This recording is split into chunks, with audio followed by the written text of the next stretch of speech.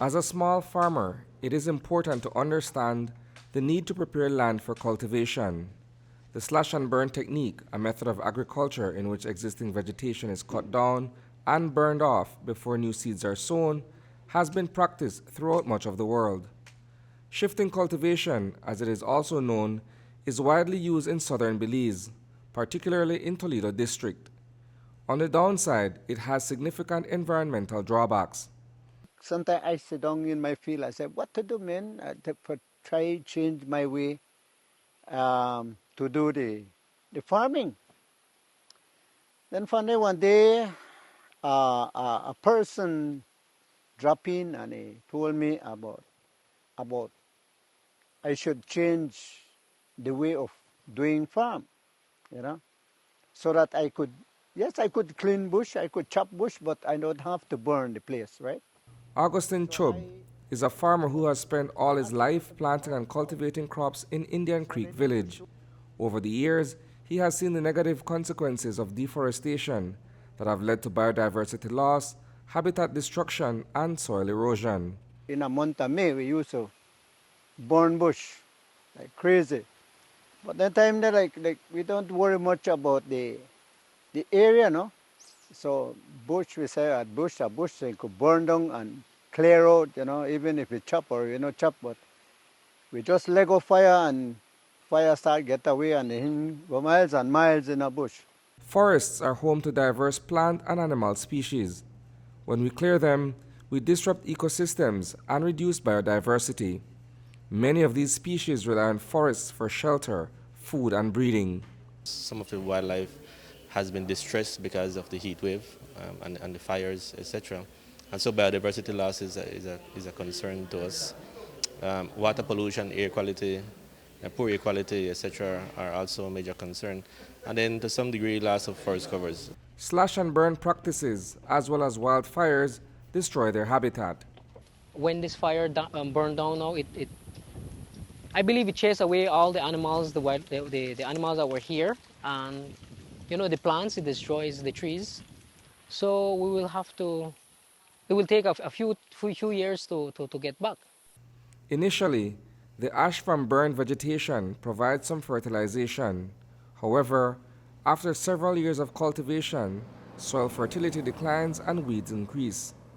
This leads to diminishing crop yields. Yeah, I learned to do farming with my dad. We underbrush and fall bush with machete and axe. Lone man work. Fall bush acres and acres we cut down. And we burn it. And we plant it.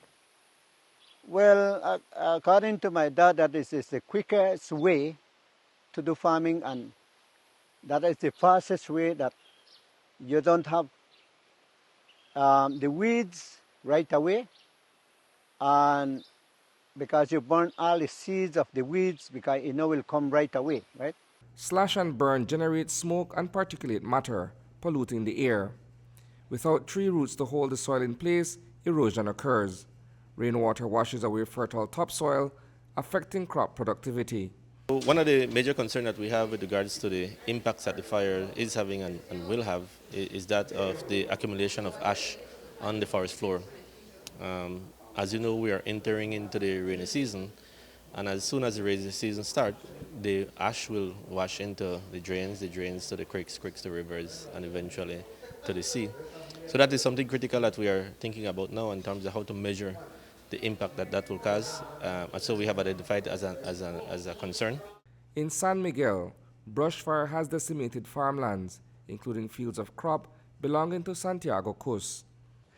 The fire entered this land here, and then burn up all of my cacao, the fields, and everything burned up. Couldn't catch the fire. The fire passed, run.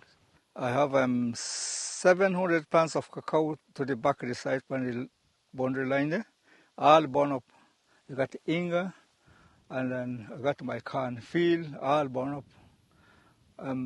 The inga was right over there with the help of the peoples, and the helicopter was here on Thursday, and that helped us a lot.